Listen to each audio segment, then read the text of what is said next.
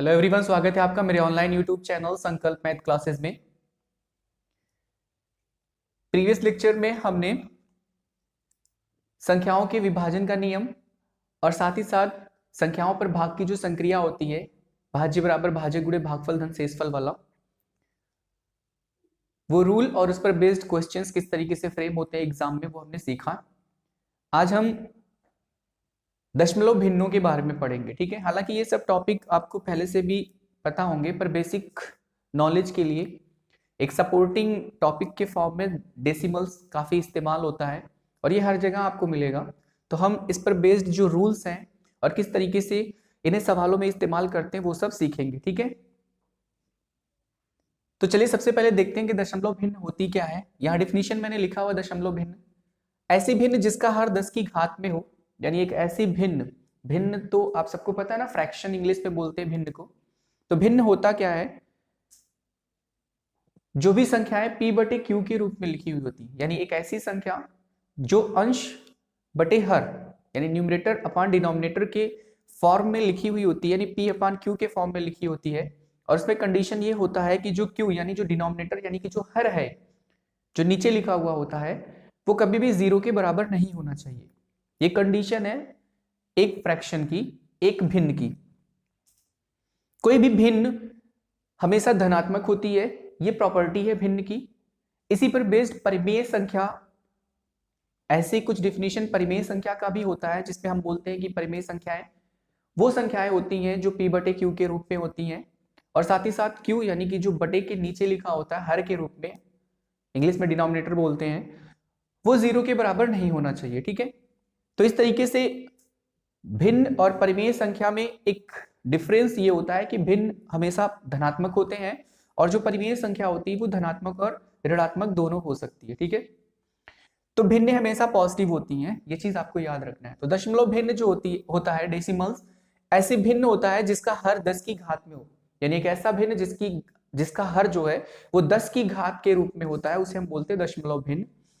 Example के form में मैंने लिखा 1/10, जिसको आप सॉल्व करेंगे तो वो 0.1, 1/10 को आप 0.1 यानी 0, बीच में जो लिखा हुआ है पॉइंट उसे हम दशमलव बोलते हैं, यानी 0.1, 0.1 या 0.1, इसको इस तरीके से रीड करते हैं।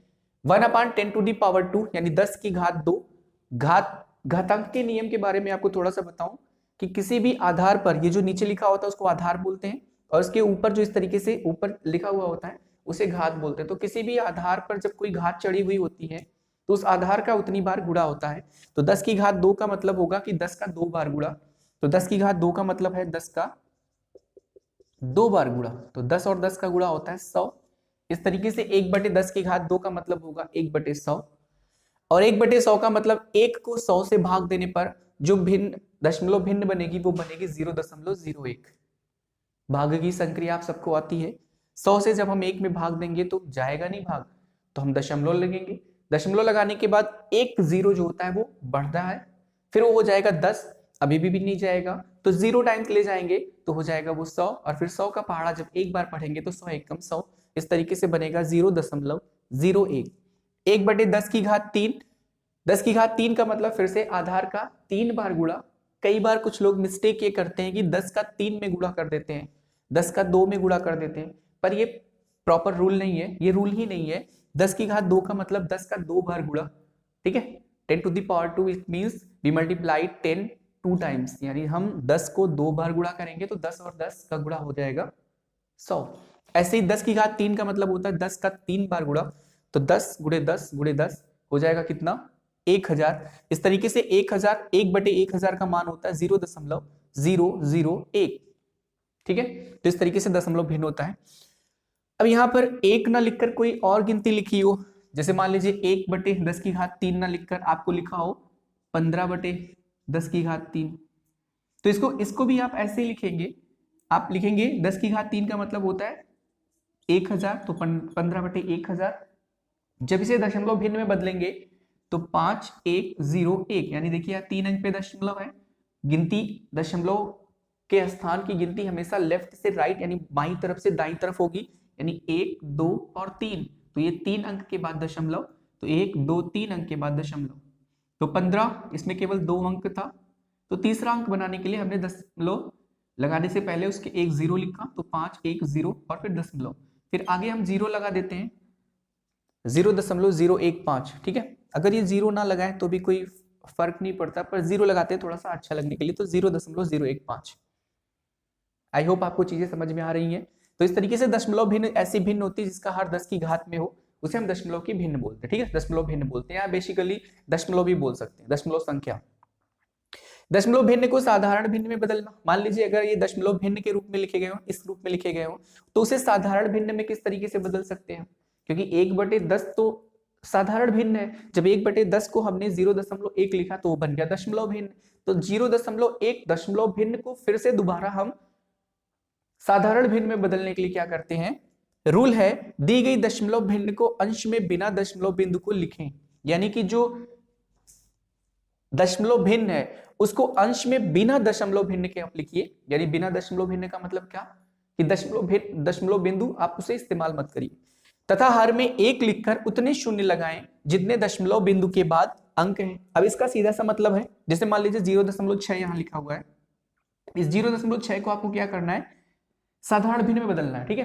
तो 0.6 को साधारण भिन्न में बदलने के लिए क्या करना होगा, अंश में दशमलव बिंदु को बिना यूज किए आप संख्या लिखिए, तो दशमलव नहीं लगाएंगे तो 0.6 का मतलब तो 6 ही होगा, और बटे हर में 1 लिखकर उतने जीरो लिखिए जितना कि दशमलव के बाद अंक है। तो दशमलव के बाद कितने अंक हैं, केवल 1 अंक है, तो इसलिए यहां पर लग जाएगा केवल 1 0, तो ये बन गया 6/10, ठीक है। अब इसको सिंप्लीफाई थोड़ा सा कर ले तो 2 से कट जाएगा, 2 3 6 और फिर 2 25 होता है 10, तो ये लिखा जाएगा 3/5।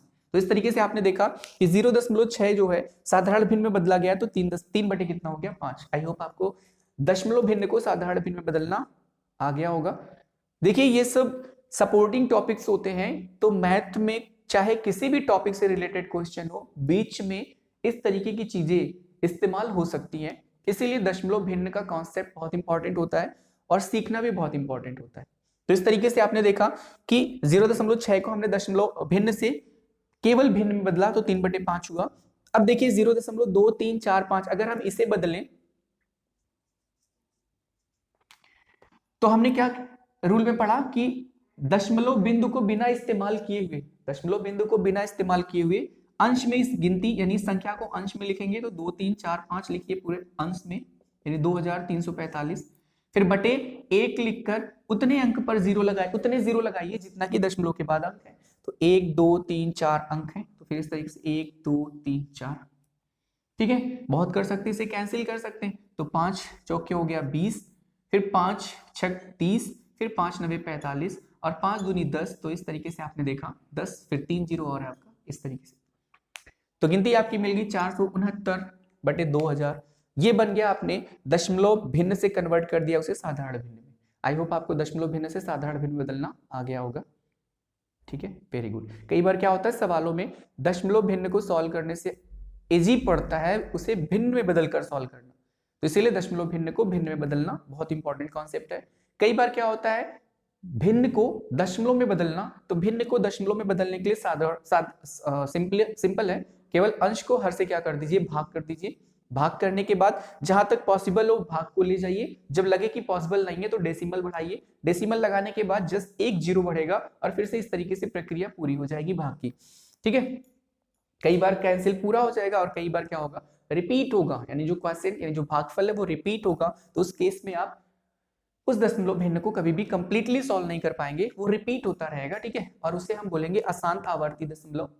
आगे हम ये भी सीखेंगे। तो चलिए आगे जो है उस सम प्रॉपर्टीज ऑफ डेसिमल्स पर कुछ प्रॉपर्टी है उसके बारे में हम सीख लेते हैं। दशमलव बिंदु के बाद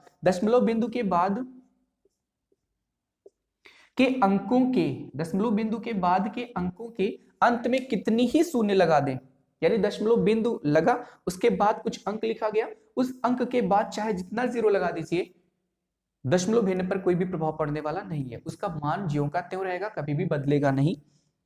एग्जाम्पल जैसे 1.41 बराबर 1.410 बराबर 1.4100 बराबर 1.41000 बराबर 1.4100000, यानी 1.41 यहां भी है, 1.41 के बाद यहाँ आपने लिखा 0, 1.41 के बाद 2 0, 1.41 के बाद 3 0, 1.4 के बाद 6 0, 4 1 के बाद 6 0। तो अंक तो आपका 1.4, 1 के बाद 4 1, 0 के बाद 4 1, 0 के बाद 4 1। अब अंक के बाद आपने कितना भी जीरो बढ़ा दीजिए, 2 0 बढ़ा दीजिए, 3 0 बढ़ा दीजिए, 10 0 बढ़ा दीजिए, कितना भी जीरो बढ़ा दीजिए, दशमलव भिन्न का मान परिवर्तित होने वाला नहीं है। यानी ये सब के सब 1.41 के ही बराबर होंगे। ठीक है, आई होप आपको चीज समझ में आ गई। Very good. आगे देखिए एक और प्रॉपर्टी, यदि किसी भिन्न के अंश तथा हर में दशमलव स्थानों की संख्या समान हो तो हम अंश तथा हर दोनों में से दशमलव बिंदु को हटा देते हैं। बहुत इंपॉर्टेंट कॉन्सेप्ट है। यानी अंश और हर दोनों में अगर जो संख्याएं लिखी गई हैं, दशमलव भिन्न दोनों में जो दशमलव भिन्न लिखा गया अंश के स्थान पर और हर के स्थान पर, अगर उन दोनों में अंश और हर दोनों ही दशमलव भिन्न में दशमलव का जो स्थान है वो एक जैसा है, तो हम अंश और हर दोनों में से दशमलव को हटा सकते हैं। जैसे यहाँ देखिए 9.2 बटे 11.5। मैंने आपको बताया कि दशमलव का जो काउंटिंग होती है, जो गिनती होती है, वो हमेशा बाईं तरफ से होती है, संख्या के बाईं तरफ से। तो बाईं तरफ से यहाँ एक अंक है, यहाँ भी बाईं तरफ से एक अंक है, तो एक अंक पे दशमलव अंश में भी है और एक अंक पे दशमलव हर में भी है। तो दशमलव क्या होगा, हट जाएगा। और जैसे ही हटेगा आप डायरेक्ट इसे 92/115 यानी 92/115 लिख सकते हैं। ठीक है, आई होप आपको चीजें समझ में आ गई हैं। ऐसे यहाँ देखिए 0.252, 0.312 अंश और हर दोनों में अगर दशमलव भिन्न के दशमलव बिंदु के स्थान को देखा जाए तो यहां पर भी 1 2 3 यानी 3 अंक पे दशमलव, यहां भी 1 2 और 3 यानी 3 अंक पे दशमलव। तो इस तरीके से आप देख सकते हैं कि अंश और हर दोनों ही दशमलव भिन्न में जो बिंदु है दशमलव वो 3 स्थानों पर है, तो आपका ये भी क्या होगा, हट जाएगा। तो ये हो जाएगा 252/312। बाद में हम इसे कैंसिल कर लेंगे और सिंप्लीफाई कर लेंगे। ठीक है, सिंपल कर लेंगे उसे। तो इस तरीके से हमने दशमलव के कुछ कॉन्सेप्ट सीखे। मुझे उम्मीद है कि आपको चीजें समझ में आ रही हैं। आगे देखिए हमने लिखा है दशमलव भिन्न पर संक्रिया। एक चीज और मैं बता दूं कि जब भी आप दशमलव को रीड करेंगे, पढ़ेंगे, तो दशमलव के बाद के जितने भी अंक होंगे उनको सेपरेटली यानी अलग अलग पढ़ेंगे। जैसे 0.252 ना बोलकर 0.252 इस तरीके से बोलना है। 1.41000000 सारे अंक जो है वो सेपरेट करके बोलना है दशमलव के बाद, यानी आफ्टर डेसिमल पॉइंट। ओके, चलिए आगे देखिए दशमलव भिन्न पर संक्रियाएं। दशमलव भिन्न पर संक्रियाएं जो होती हैं, जोड़ना, घटाना, गुणा करना, भाग करना, इस तरीके की संक्रियाएं जो साधारण संख्याओं में भी होती हैं वो दशमलव भिन्न में भी होती हैं। ठीक है, तो दशमलव भिन्नों पर संक्रियाएं क्या होती हैं, जोड़ना, घटाना, गुणा करना, भाग करना। जिसमें गुणा और भाग करने के लिए देखिए दो चीज यहाँ पर सेगमेंट बना हुआ है। गुणा में भी पूर्णांकों से और दशमलव भिन्न से गुणा हो सकता है, यानी जो गुणा आप कर रहे हो उसमें एक संख्या पूर्णांक हो और दूसरी संख्या क्या हो, दशमलव भिन्न हो, तो इसका भी गुणा। और दोनों की दोनों संख्याएं गुणा जो आप कर रहे हो, दोनों की दोनों संख्याएं दशमलव भिन्न हो सकती हैं। ठीक है, ऐसे ही भाग में भी क्या है कि एक संख्या दशमलव भिन्न हो सकती है और दूसरी संख्या पूर्णांक हो सकती है।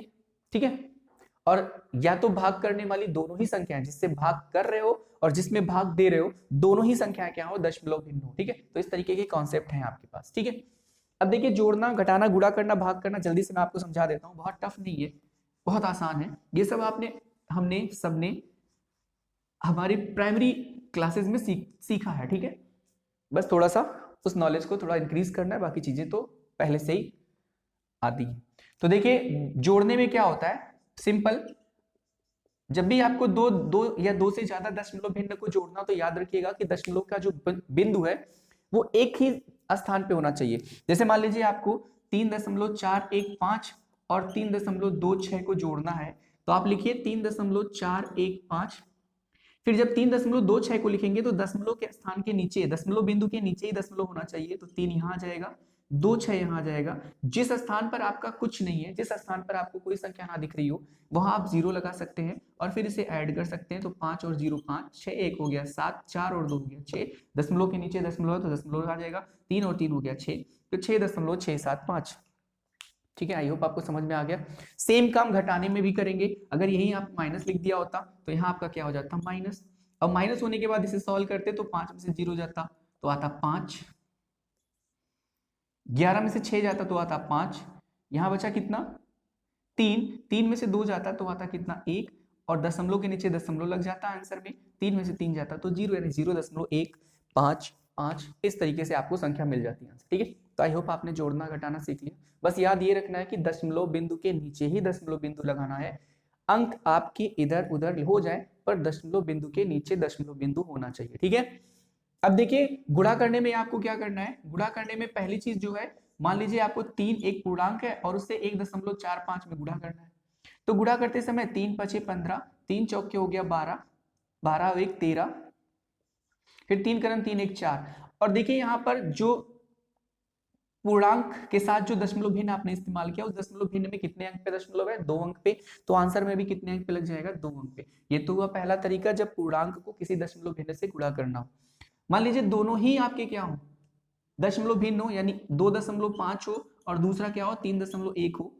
अब इसका अगर आपको गुणा करना है तो दशमलव भिन्न को हटाकर आप गुणा कर लीजिए। 5 करण 5, सिंपल जिस तरीके से आप गुणा करते हैं वैसे कर लीजिए। 5 करण 5, 5 तिया होता है 15, 2 एक कम होता है 2 और फिर 2 तिया होता है 6। यहाँ हो गया 5, यहाँ हो गया 7, यहाँ हो गया 6 1 7। अब देखिए यहाँ एक अंक और यहाँ एक अंक, तो याद रखिएगा कि जब भी आपको दशमलव भिन्न से दशमलव भिन्न में गुणा करना हो, यानी दशमलव से दशमलव में गुणा करना हो, तो गुणनफल जो आता है, जो आंसर आता है, उसमें आप क्या करेंगे, दोनों ही दशमलव, चाहे 2 हो 2 से ज्यादा हो, जितने भी अंक को आपने दशमलव को आपने मल्टीप्लाई किया है, गुणा किया है, उन सब में दशमलव के बिंदु के स्थान को देखिए, उन्हें जोड़िए और आंसर यानी गुणनफल में उतने ही स्थान पर दशमलव बिंदु को लगाइए। तो यहाँ एक अंक पे दशमलव बिंदु है, यहाँ भी एक अंक पे दशमलव बिंदु है, तो एक और एक दोनों जोड़िए, तो एक एक और एक हो जाएगा 2। आंसर यानी गुणनफल में आप लगाएंगे 2 अंक पे दशमलव, तो ये हो जाएगा 7.75। दशमलव की गिनती बाईं से दाईं तरफ इस तरीके से होगी। आई होप आपको चीजें समझ में आ रही हैं, ठीक। अब जल्दी से भाग करना सीख लेते हैं कि किस तरीके से भाग करते हैं। तो भाग करने में आपने देखा यहाँ पर भी वही 2 कॉन्सेप्ट हैं, या तो भाग करने में जिसमें आप भाग दे रहे हैं वो दशमलव बिंदु हो, मान लीजिए 3.55 हो, और जिससे भाग कर रहे हैं वो आपका क्या हो, पूर्णांक हो। तो इस तरीके से आपका क्या हो जाएगा, ये 5 7 35 और फिर कैंसिल होने के बाद 5 नीचे आ जाएगा, 5 एक क्या हो गया 5। अब ये फिर क्या हो जाएगा, 5 में से 5 जाएगा तो 0। अब आपका आंसर आ गया कितना, 71 आया। पर देखिए दशमलव में जो दशमलव भिन्न है, जो जिससे में आपने भाग दिया, उसमें 2 अंक पे दशमलव है, तो यहाँ भी कितने अंक पे लगेगा, 2 अंक पे दशमलव लगेगा। तो कुछ इस तरीके से आपका आंसर हो जाएगा, ठीक है। ठीक, अब अगर दोनों ही दशमलव भिन्न हो, जैसे मान लीजिए लिखा हो 3.55 और बटे 5.0, तो क्या हो जाएगा, यहाँ देखिए कितने अंक पे दशमलव है, 2 अंक पे, और यहाँ कितने अंक पे दशमलव है, 1 अंक पे। तो जब भी इस तरीके से हो कि अंश और हर, यानी जिसमें आप भाग दे रहे हैं वो भी दशमलव भिन्न हो, जिससे भाग दे रहे हैं वो भी दशमलव भिन्न हो, तो इस तरीके से जो आपको आंसर मिलेगा, जो क्वोशिएंट मिलेगा, उसमें दशमलव भिन्न जो होगा, जैसे यहाँ पर दशमलव भिन्न गुणा में क्या किया गया था, गुणनफल में दोनों दशमलव भिन्न या 2 से ज्यादा अगर आपके पास संख्याएं हैं दशमलव की, तो उनमें जहां जहां भी दशमलव है उनको उन स्थानों को जोड़कर आंसर में लगाया जाता है दशमलव। ऐसे यहाँ पर क्या किया जाएगा, भाग करने में अंतर, यानी जो दशमलव भिन्न है अंश में और जो दशमलव भिन्न है हर में, उनके स्थानों का अंतर आंसर में लिखा जाएगा। जैसे यहाँ 2 अंक पे दशमलव है, यहाँ 1 अंक पे दशमलव है, तो जब आप इसे आंसर लिखेंगे तो आंसर में 1 अंक पे दशमलव लगाएंगे। यानी अगर आप इसे सॉल्व करें तो 5 करण 5, 5 7 35, फिर 5 करण 5 71, तो 71 जो आपका आंसर आया, वहां 2 अंक पे दशमलव ना लगकर कितने अंक पे लगेगा, 1 अंक पर, तो ये हो जाएगा 7.1। ठीक है, आई होप आपको चीजें समझ में आ रही हैं। गुणा करने पर गुणनफल में दशमलव के बिंदुओं के स्थान को जोड़कर लगाते हैं, और भाग करने में भागफल में दशमलव के बिंदुओं को घटाकर, यानी उनका अंतर जो होता है, यानी ज्यादा में से कम को घटाकर अंतर मैंने आपको बताया कि हमेशा बड़ी संख्या में से छोटी संख्या माइनस करते हैं। तो इस तरीके से हमने दशमलव भिन्न के कुछ कॉन्सेप्ट सीखे।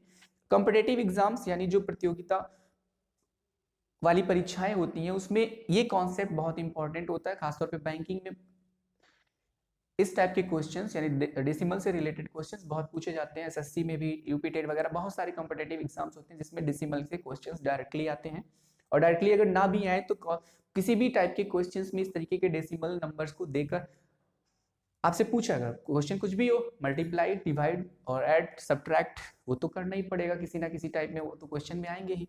तो इस तरीके से आपने ये कॉन्सेप्ट सीखा, मुझे उम्मीद है कि आपको ये चीजें समझ में आई होंगी। इस पर बेस्ड क्वेश्चंस और कुछ कॉन्सेप्ट हम अपने नेक्स्ट वीडियो में लेकर आएंगे। तो अगर आपको ये वीडियो पसंद है तो इस वीडियो को लाइक करिए, शेयर करिए, सब्सक्राइब करिए। मिलते हैं अपने नेक्स्ट वीडियो में, तब तक के लिए धन्यवाद।